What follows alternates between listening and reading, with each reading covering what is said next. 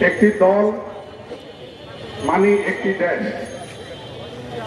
একটি দল যখন তার কাঙ্ক্ষিত লক্ষ্যে যখন পৌঁছতে পারবে, তাহলে একটি দেশও সফলভাবে চলতে পারবে। তাই এই দলের সাথে যারা সম্পৃক্ত, আমি আপনাদেরকে উদাত্ত আহ্বান জানাবো, মানুষের মৌলিক চাহিদার জন্য আমাদেরকে সংগ্রাম করতে হবে। ঘুষ দুর্নীতির বিরুদ্ধে আমাদেরকে সংগ্রাম চালিয়ে যেতে হবে।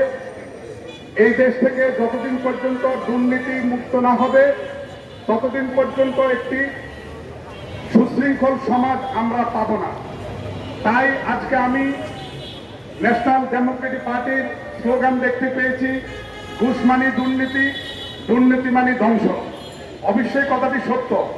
যেখানে দুর্নীতি থাকবে সেখানে সুন্দর সমাজ কখনো গঠন হবে না। তাই সমাজের রন্ধে রন্ধে যেখানে যেখানে দুর্নীতি আছে, আগে সংস্কারের সাথে সাথে সকল দুর্নীতিবাদদেরকে এই সমাজ থেকে উৎখাত করতে হবে। তাহলে মজলুম মেহনতি মানুষের একটি সুন্দর রাষ্ট্র হিসেবে আমরা এই রাষ্ট্রকে গঠন করতে পারব। প্রিয় বন্ধুরা, এখানে এই দলের অন্যান্য নেতৃবৃন্দ বক্তব্য রাখবেন।